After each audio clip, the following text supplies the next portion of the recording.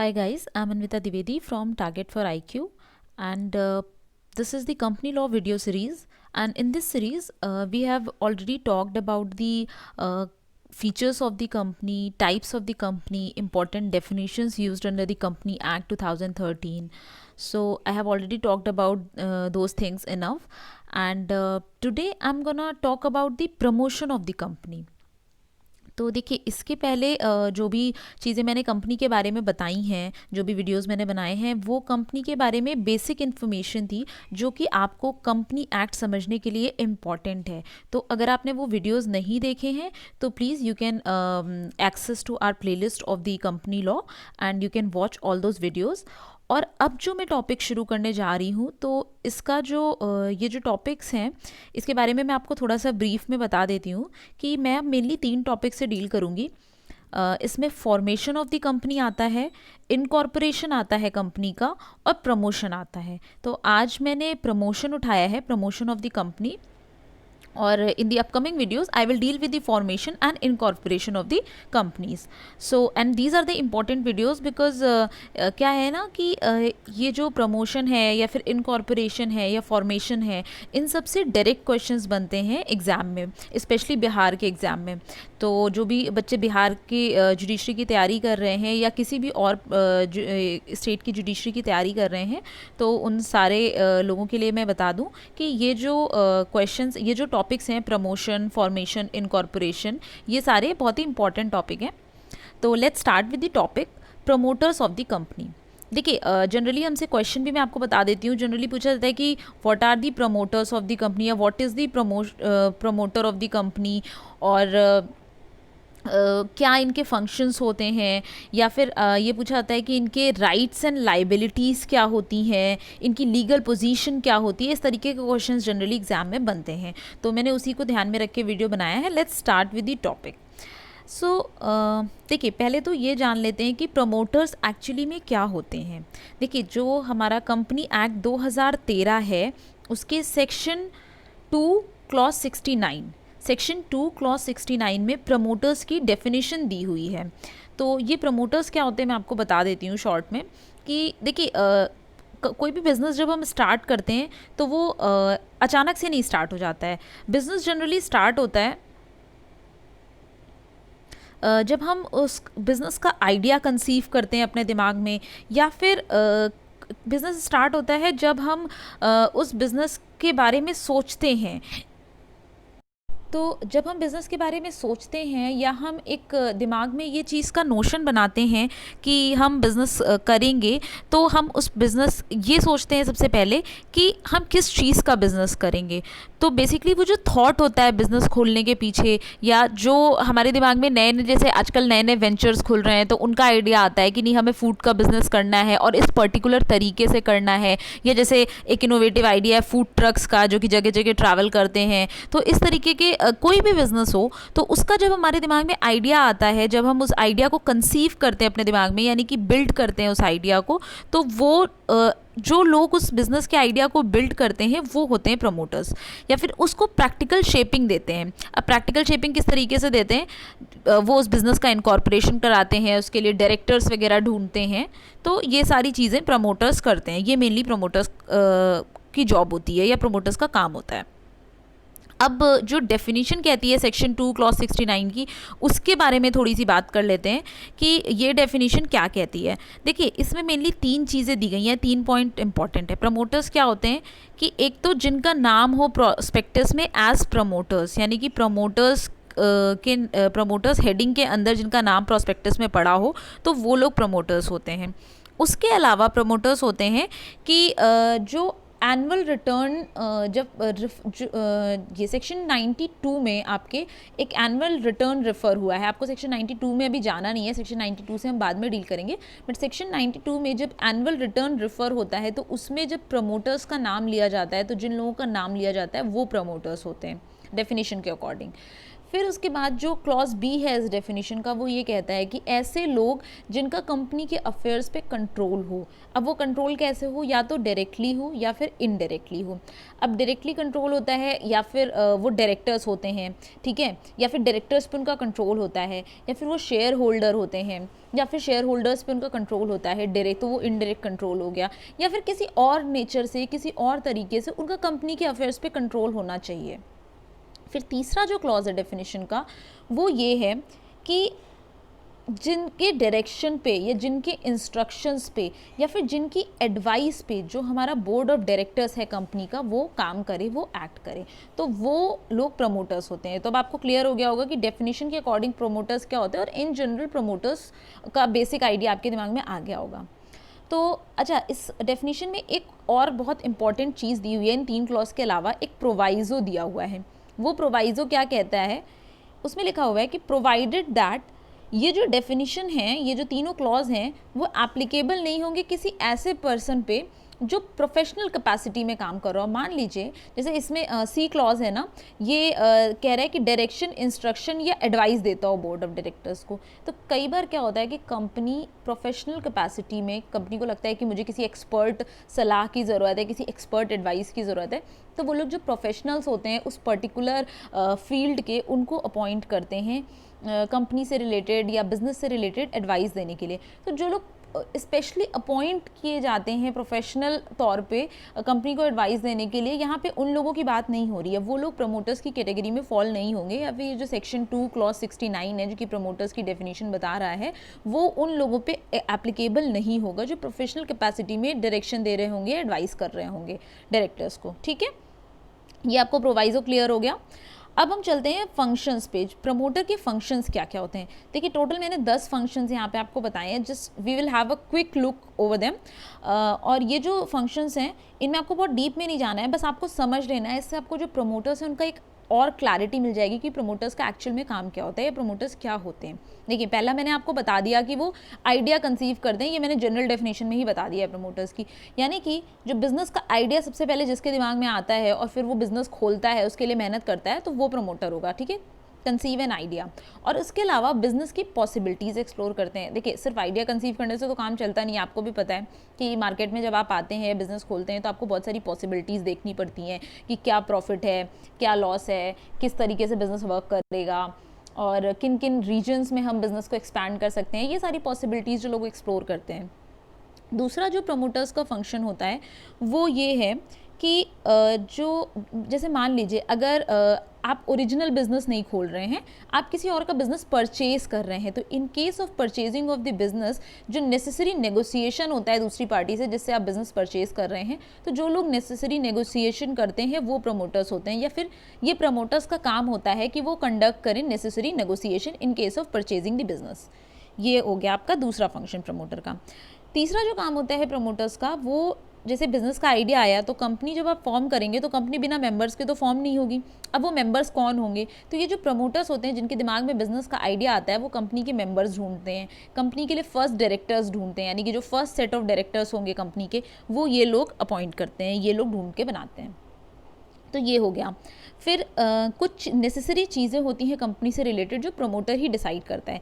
जैसे कि मान लीजिए अब कंपनी बिजनेस का आइडिया प्रमोटर का है, तो उसे ही डिसाइड करने को ये सारी बेसिक चीज़ें मिलेंगी कि कंपनी की लोकेशन कहाँ होगी, यानी रजिस्टर्ड ऑफिस कहाँ खुलेगा, कंपनी में टोटल शेयर कैपिटल का अमाउंट कितना होगा, किस फॉर्म में शेयर कैपिटल रखी जाएगी, लिमिटेड होगी, अनलिमिटेड होगी, शेयर के फॉर्म में लिमिटेड बाई गारंटी होगी, लिमिटेड बाई शेयर होगी, ये सारे डिसीजंस उनके होंगे। फिर बैंकर्स कौन होंगे और ऑडिटर्स कौन होंगे, लीगल एडवाइज़र कौन होंगे, ये सारे डिसीजन जो होते हैं वो प्रमोटर के पास होते हैं, क्योंकि बिजनेस उनका होता है, बिजनेस का आइडिया उनका होता है। फिर नेक्स्ट फंक्शन है, देखिए अब मैंने आपको बताया कि प्रमोटर्स का चूँकि बिज़नेस का आइडिया उनका है, तो बिज़नेस के रूल्स एंड रेगुलेशंस भी उनके होंगे। तो जो मेमोरेंडम ऑफ एसोसिएशन होता है, यानी कि जो कंपनी के बहिर् नियम होते हैं, या फिर आप कह सकते हैं संस्थापन प्रलेख जिसे हम कहते हैं, तो वो जो होता है, और आर्टिकल्स ऑफ एसोसिएशन यानी कि जो कंपनी के अंतर नियम होते हैं, या जो कंपनी के भीतर के अधिनियम होते हैं, उन सब को प्रिपेयर करना और उनको प्रिंटिंग का काम, ये सारा काम प्रमोटर का होता है। फिर बात आती है वेंडर्स की। देखिए कंपनी है तो आप वेंडर्स के पास जाएंगे, ठीक है, उनसे डील करेंगे, तो जो वेंडर्स होते हैं उनके साथ जो पहला कॉन्ट्रैक्ट होता है प्रिलिमिनरी कॉन्ट्रैक्ट, यानी कि जब आप वेंडर्स को ढूंढते हैं बिजनेस, जैसे आपके बिजनेस के लिए कुछ पर्टिकुलर सेट ऑफ वेंडर्स की ज़रूरत पड़ती है। मान लीजिए आपने फूड का बिजनेस खोला, तो आपको फूड के बिजनेस के लिए जैसे आप सब्जियां वगैरह जिन वेंडर्स से लेंगे, और आप जो क्रॉकरी है वो जिन वेंडर्स से लेंगे, फर्नीचर जिन वेंडर्स से लेंगे, तो ये जो प्रिलिमिनरी प्रोसीजर होता है, प्रिलिमिनरी कॉन्टैक्ट होता है, कॉन्ट्रैक्ट्स होते हैं वेंडर्स के साथ, वो प्रमोटर करता है। यानी कि प्रमोटर जाएगा और वो कॉन्ट्रैक्ट करेगा, वेंडर्स के साथ डील करेगा। फिर बात आती है कुछ प्रिलिमिनरी एक्सपेंस होते हैं, कुछ प्रारंभिक खर्चे होते हैं, यानी कि रजिस्ट्रेशन में खर्चा होता है वेंडर के साथ जिससे आप कॉन्ट्रैक्ट कर रहे हैं, या फिर ये प्रिंटिंग वगैरह का खर्चा, मेमोरेंडम ऑफ एसोसिएशन का, रजिस्ट्रेशन का खर्चा, लोकेशन या ऑफिस खरीदने का खर्चा, ये सब जो होता है इसके लिए ये जो प्रारंभिक एक्सपेंस होते हैं कंपनी के, इसके लिए मनी प्रमोटर प्रोवाइड कराता है। ठीक है। फिर प्रमोटर ही अरेंज करता है मिनिमम सब्सक्रिप्शन, यानी कि अब इसका क्या मतलब हुआ, देखिए मिनिमम सब्सक्रिप्शन मैंने आपको लास्ट वीडियो में बताया है कि मिनिमम सब्सक्रिप्शन क्या होता है। मिनिमम सब्सक्रिप्शन का यूज़ लास्ट वीडियो में भी हुआ था। इसका मतलब होता है न्यूनतम सदस्यता आप कह सकते हैं, या फिर न्यूनतम शेयर अमाउंट, यानी कि जब हम शेयर पब्लिक करते हैं तो एक न्यूनतम हिस्सा होता है शेयर का जो कि पब्लिक को खरीदना नेसेसरी होता है। तो अगर वो न्यूनतम शेयर अरेंज नहीं हो पाता है तो जो पैसा होता है जो आपने पब्लिक से लिया होता है, उठाया होता है, वो सारा पैसा आपको वापस करना पड़ता है। तो ये जो मिनिमम सब्सक्रिप्शन अमाउंट है शेयर्स का, वो अरेंज करता है प्रमोटर। इसके बाद बात आती है कुछ अरेंजमेंट की जो कि प्रॉस्पेक्टस में होते हैं, यानी कि जो कंपनी का प्रॉस्पेक्टस होता है जिसमें कंपनी की डिटेलिंग होती है, उसका अरेंजमेंट, उसकी प्रिपरेशन प्रमोटर करता है, उसकी फाइलिंग प्रमोटर करता है, उस प्रॉस्पेक्टस का एडवर्टीजमेंट जनता के बीच में, जब वो प्रॉस्पेक्टस जाता है स्टॉक मार्केट में जाता है, जनता के बीच में जाता है, उस कंपनी का प्रॉस्पेक्टस पब्लिक होता है, तो वो एडवर्टीजमेंट जो होता है वो प्रमोटर करता है। इसके अलावा इशू ऑफ कैपिटल, यानी कि जब हम कैपिटल का इशुएंस करते हैं, कंपनी जो होती है वो अपनी कैपिटल जब मार्केट में उतारती है शेयर के तौर पे, तो ये सारी चीज़ें प्रमोटर करता है। इसके बाद फिर बात आती है इनकॉर्पोरेशन की। तो इनकॉर्पोरेशन यानी कंपनी का रजिस्ट्रेशन और इनकॉर्पोरेशन का सर्टिफिकेट ये प्रमोटर लेता है, ऑब्टेन करता है। तो ये तो हो गया प्रमोटर्स के फंक्शन। अब हम बात करते हैं कि प्रमोटर की कंपनी में लीगल पोजीशन क्या होती है, यानी कि लीगली प्रमोटर कंपनी से किस तरीके से जुड़ा है, लीगल रिलेशनशिप क्या है कंपनी का प्रमोटर के साथ। तो देखिए सबसे पहली बात तो आप ये जान लीजिए कि प्रमोटर ना ज़रूरी नहीं है कि प्रमोटर ट्रस्टी हो, और ये भी ज़रूरी नहीं है कि प्रमोटर एजेंट हो। हाँ, ये हो सकता है कि प्रमोटर डायरेक्टर हो सकता है, प्रमोटर खुद से डायरेक्टर की पोजीशन एज्यूम कर ले, या प्रमोटर मेंबर हो सकता है कंपनी का, बट ये भी ज़रूरी नहीं है, आवश्यक नहीं है। ठीक है। तो वहाँ पर जो प्रमोटर का लीगल रिलेशनशिप होगा वो एक तरीके का फिड्यूशियरी रिलेशनशिप कहा जाता है, और ये लैग्यूनेस नाइट्रेट कंपनी वर्सेस लैग्यूनेस सिंडिकेट के केस में डिसाइड हुआ था। तो ये आपको केस याद रखना है, लैग्यूनेस नाइट्रेट कंपनी वर्सेस लैग्यूनेस सिंडिकेट। इस केस में ये बात बोली गई थी एकदम क्लियरली कि जो प्रमोटर होता है उसका कंपनी के साथ फिड्यूशियरी रिलेशनशिप होता है। देखिए जो फिड्यूशियरी रिलेशनशिप होता है ये एक ऐसा रिलेशनशिप होता है, ये मैं आपको बता देती हूँ, ये एक ऐसा रिलेशनशिप होता है जो कि ट्रस्ट के बेसिस पे बना होता है। यानी कि कुछ ऑब्लिगेशन होती हैं प्रमोटर की कंपनी की तरफ, और वो ऑब्लिगेशन ट्रस्ट से अराइज होती हैं, यानी कंपनी प्रमोटर पे ट्रस्ट करती है पूरी तरीके से, और उस ट्रस्ट के बेसिस पे कुछ ऑब्लिगेशंस, कुछ ड्यूटीज़ अराइज होती हैं प्रमोटर की टुवर्ड्स द कंपनी। तो लेकिन वो ट्रस्टी नहीं माना जाएगा और ना ही कंपनी का एजेंट माना जाएगा। ठीक है, ये बात आपको क्लियर हो गई होगी। अब ये जो फिड्यूशियरी रिलेशनशिप से लीगल ड्यूटीज़ अराइज होती हैं उनके बारे में बात कर लेते हैं। देखिए प्रमोटर्स की ना दो तरीके की लीगल ड्यूटीज़ अराइज होती हैं इस फिड्यूशियरी रिलेशनशिप से, तो उसके बारे में हम बात करते हैं कि कौन सी ऐसी दो ड्यूटीज़ हैं। तो चलिए उसको जान लेते हैं। तो पहली जो ड्यूटी है लीगल, वो ये है कि जो प्रमोटर होता है वो कोई भी सीक्रेट प्रॉफिट नहीं बनाएगा आउट ऑफ प्रमोशन। अब सीक्रेट प्रॉफिट क्या होता है, देखिए मान लीजिए सीक्रेट प्रॉफिट आप इस तरीके से बना सकते हैं कि मान लीजिए कोई प्रमोटर है, उसने कोई प्रॉपर्टी परचेज़ की या फिर कोई बिजनेस परचेज़ किया, और वो बिज़नेस उसने हायर प्राइस पे कंपनी को, जो कंपनी खड़ी की है उसने, उस कंपनी को बेच दिया। तो अब यहाँ पर क्या हुआ कि यहाँ पे जो प्रमोटर ने ये प्रॉफिट बनाया है ये एक तरीके से सीक्रेट प्रॉफिट है, क्योंकि उसने ये सोलली अपने फ़ायदे के लिए किया और कंपनी को इससे नुकसान पहुँचाया हायर प्राइस में बेच के। तो ये जो इस तरीके के सीक्रेट प्रॉफिट्स होते हैं या इलिसिट प्रॉफिट होते हैं आप कह सकते हैं, वो प्रमोटर्स नहीं मेक करेगा, नहीं बनाएगा। ठीक है, आउट ऑफ प्रमोशन। अब इसके बाद दूसरा जो पॉइंट है वो क्या है कि दूसरी लीगल ड्यूटी है वो ये कहती है कि जो प्रमोटर है वो जितने भी फैक्ट्स हैं उनका फुल डिस्क्लोजर करेगा कंपनी को। और वो फैक्ट्स क्या हैं? वो सारे फैक्ट जो कि कंपनी से रिलेवेंट हैं, जैसे कि from profit making to personal interest. यानी कि मान लीजिए प्रमोटर है कोई और उसने कोई प्रॉफिट बनाया है तो वो भी डिस्क्लोज करेगा कंपनी के रिलेशन में, अगर कोई प्रॉफिट बनाया है, या फिर कोई पर्सनल इंटरेस्ट है किसी पर्टिकुलर काम को, जैसे मान लीजिए वो कंपनी से रिलेटेड कोई पर्टिकुलर काम करता है बट उसमें उसका पर्सनल इंटरेस्ट भी शामिल है, तो यहाँ पर जो प्रमोटर है वो कंपनी को इसके बारे में इन्फॉर्म करेगा। तो देखिए अब यहाँ पर जो एक ध्यान रखने वाली बात है, इस बात को आप ध्यान से सुनिएगा और समझिएगा, ये बात ग्लक्स्टन वर्सेस बार्नेस के केस में भी हेल्ड हुई है। देखिए जो दो लीगल ड्यूटी मैंने आपको बताई है उसमें जो पहली लीगल ड्यूटी है वो ये है कि कोई सीक्रेट प्रॉफिट नहीं बनाना है। तो इसका मतलब यहाँ पर ये निकलता है कि प्रॉफिट बनाना फॉरबिडन नहीं है, प्रॉफिट बनाना मना नहीं है।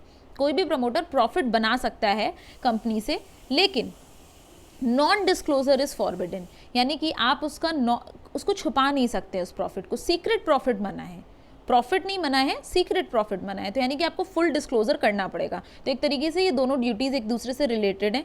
और ये मैंने ये भी आपको बता दिया कि किस केस में ये बात हेल्ड हुई है, केस याद रखना इंपॉर्टेंट है। अब देखिए इसका सेक्शन 26 और सेक्शन 340 का थोड़ा सा रोल आता है, और क्या रोल आता है इस लीगल पोजीशन में, इस लीगल ड्यूटी में, वो मैं आपको बता देती हूँ। देखिए जो लीगल ड्यूटी मैंने आपसे कहा ना कि फुल डिस्क्लोजर करना चाहिए, तो ये जो डिस्क्लोजर वाला क्लॉज है ये सेक्शन 26 में दिया गया है। कंपनी एक्ट 2013 के सेक्शन 26 में ये बात दी गई है कि प्रमोटर कोई भी अगर प्रॉफिट बनाता है या फिर उसका कोई भी इंटरेस्ट है प्रमोशन में, यानी कि वो उसने ये पर्टिकुलर बिजनेस किसी पर्टिकुलर इंटरेस्ट के साथ बनाया है, कंपनी के प्रमोशन में उसका कोई इंटरेस्ट है, तो वो उस चीज़ को डिस्क्लोज करेगा। वो डिस्क्लोजर कहाँ होगा? कंपनी के प्रॉस्पेक्टस में होगा, ठीक है। और वो डिस्क्लोजर आप डायरेक्टर्स को कर सकते हैं, बोर्ड ऑफ डायरेक्टर्स को कर सकते हैं, और या फिर अगर बोर्ड ऑफ डायरेक्टर्स इंडिपेंडेंट नहीं हैं और जो प्रमोटर्स हैं वही बोर्ड ऑफ डायरेक्टर्स हैं, तो वो जो शेयर होल्डर हैं कंपनी के, उनको वो डिस्क्लोजर करेंगे, ठीक है। तो ये बात आपको क्लियर हो गई होगी कि अगर कंपनी के जो प्रमोटर्स हैं वही डायरेक्टर्स हैं, तो आप इस केस में डिस्क्लोजर जो होगा वो कंपनी के शेयर होल्डर्स को होगा। तो अब जो सेक्शन 26 है वो यही बात कहता है कि अगर कोई इंटरेस्ट है प्रमोटर का, या फिर प्रमोटर कोई प्रॉफिट बना रहा है, तो वो उसको डिस्क्लोज करेगा। और या फिर 3 चीज़ें डिस्क्लोज करता है, प्रॉफिट, इंटरेस्ट, और तीसरी चीज़ है प्रॉपर्टी। अगर प्रमोटर कोई प्रॉपर्टी अक्वायर करता है कंपनी के काम से रिलेटेड, और या फिर मतलब कंपनी को अक्वायर करवाता है, यानी कि कंपनी कोई प्रॉपर्टी अक्वायर करती है प्रमोटर के कहने से, और या फिर प्रपोज्ड है, वो ऐसा प्रपोज करता है कि कंपनी ये पर्टिकुलर प्रॉपर्टी अक्वायर करे, ठीक है। तो वो अगर उस प्रॉपर्टी के एक्विजिशन में, उस प्रॉपर्टी को अक्वायर करने में प्रमोटर का कोई इंटरेस्ट है, तो वो इस बात को डिस्क्लोज करेगा, ठीक है। ये बात आपको क्लियर हो गई। लेकिन वो इंटरेस्ट ये जो प्रॉपर्टी अक्वायर करने का जो डिस्क्लोज़र है वो 2 साल के अंदर होना चाहिए। मतलब कि पिछले 2 साल के जैसे अगर आप कोई डिस्क्लोज़र कर रहे हैं प्रॉपर्टी से रिलेटेड, तो पिछले 2 साल के अंदर अंदर कंपनी ने जो भी प्रॉपर्टी अक्वायर की है उनके बारे में यहाँ पे बात हो रही है। यानी कि उसके पहले कंपनी ने कोई प्रॉपर्टी अक्वायर की है तो ज़रूरी नहीं है, यानी हर 2 साल पे अगर आपको डिस्क्लोज़र करना पड़ेगा कि पिछले 2 साल के अंदर में कंपनी ने जो प्रॉपर्टी अक्वायर की है उसके अंदर में ये इंटरेस्ट है मेरा, ठीक है, एज अ प्रमोटर। फिर इसके बाद रेमेडी। अब देखिए रेमेडी क्या है कि मान लीजिए अगर प्रमोटर ने सेक्शन 26 के अंदर में नहीं बताया, नॉन डिस्क्लोजर किया, यानी कि उसने बात छुपाई, तो क्या हो सकता है? कंपनी के पास क्या रेमेडी है? कंपनी चाहे तो कॉन्ट्रैक्ट रद्द कर सकती है प्रमोटर का, ठीक है। कंपनी प्रमोटर का कॉन्ट्रैक्ट कंपनी के साथ रद्द कर सकती है। एक तो ये रेमेडी है। दूसरी रेमेडी जो मिलती है वो वाइंडिंग अप के केस में मिलती है। मान लीजिए कंपनी वाइंड अप हो रही है और वाइंड अप के दौरान ये पता चलता है कि कंपनी का मिसयूज़ हुआ है, या फिर मिस अप्लाई कोई भी जो कंपनी के फॉर्मेशन के दौरान जो प्रमोशन हुआ, जो प्रमोटर ने जो चीज़ें की उसमें कुछ कंपनी का मिसयूज़ किया, या फिर कंपनी के कुछ rules and regulation miss apply किए, या फिर कोई कंपनी की प्रॉपर्टी अपने पास रख ली, तो इस केस में क्या होगा? तो ये इस केस में क्या होता है कि सेक्शन 340 अप्लाई होता है। Section 340 of the companies act 2013। ये सेक्शन क्या कहता है कि जो ट्रिब्यूनल होती है, कंपनी ट्रिब्यूनल होती है, वो क्या कर सकती है, वो जो प्रमोटर गिल्टी प्रमोटर है उसको ये आदेश दे सकती है कि वो या तो रीपे करे मनी, ठीक है, और या फिर रेस्टोर करे वो मनी या प्रॉपर्टी जो कि उसने अक्वायर की है। मान लीजिए जो भी कंपनी का पैसा प्रमोटर ने अपने पास रख लिया है, जो भी प्रॉपर्टी अपने पास रख ली है, उसको वो या तो वापस करे, ठीक है, रीपे करे, या फिर रेस्टोर करे उसी पोजीशन में जिस पोजीशन में उसने अपने पास रखा था। और तीसरी चीज़ ये है कि वो ये भी कर सकता है, ट्रिब्यूनल ये भी आदेश दे सकती है कि वो कुछ सम ऑफ मनी, ठीक है, कुछ सम ऑफ मनी पे करे एसेट्स के लिए, कंपनी के एसेट्स के लिए, जो कि as a compensation, by way of compensation company के एसेट्स के लिए कुछ सम ऑफ मनी पे करे एज अ कॉन्ट्रीब्यूशन, मतलब कॉन्ट्रीब्यूट करे, ठीक है। जो भी कंपनी को सम ऑफ मनी रीजनेबल लगता है, सॉरी ट्रिब्यूनल को जो भी सम ऑफ मनी रीजनेबल लगता है वो मनी वो आदेश कर सकती है पे करने के लिए प्रमोटर को। तो ये चीज़ आपको क्लियर होगी। अच्छा, एक चीज़ आपको ध्यान रखनी है, सेक्शन 340 जो है वो पहले जब कंपनी एक्ट लागू नहीं हुआ था तब ये कहता था कि ये पावर कोर्ट के पास थी, ठीक है। सेक्शन 340 ऑफ कंपनीज एक्ट 2013 से पहले, यानी कि 1956 वाला जो पुराना एक्ट था, उसमें ये जो डायरेक्शन देने की पावर थी वो कोर्ट के पास थी। बट अब ये पावर कोर्ट के पास नहीं है, बल्कि अब ये पावर ट्रिब्यूनल के पास है, ठीक है। तो आपको ये चीज़ ध्यान रखनी है, गलती से आप कोर्ट शब्द का मेंशन मत कर दीजिएगा, यहाँ पे ट्रिब्यूनल शब्द का ही मेंशन करिएगा। तो आई होप कि आपको ये वीडियो समझ आ गया होगा। इसके अलावा एज़ यूजुअल जैसा कि मैं कहती हूँ कि कोई भी कन्फ्यूजन है तो प्लीज़ आप कमेंट सेक्शन में पूछ लिया करिए और पढ़ाई करते रहिए। और आप इसके अलावा अगर आप कोई और टॉपिक समझना चाहते हैं तो भी आप मुझे बता दीजिए कमेंट सेक्शन में, तो ताकि मुझे भी आइडिया रहे कि आप क्या क्या चीज़ें पढ़ने में इंटरेस्टेड हैं। और अपना ध्यान रखिएगा। Okay, bye bye, take care. और सॉरी, मैं एक चीज़ बताना भूल गई कि ये जो प्रमोटर्स का टॉपिक है ये मैं 2 दिन में ख़त्म करूँगी। तो जो नेक्स्ट वीडियो है उसमें मैं प्रमोटर्स की राइट्स एंड लायबिलिटीज़ के बारे में बात करूँगी, ठीक है। अभी मैंने प्रमोटर्स के फंक्शंस और प्रमोटर की लीगल पोजीशन के बारे में बात की है। नेक्स्ट वीडियो में we will talk about the rights and liabilities of the promoters. Okay, so keep enjoying, bye bye.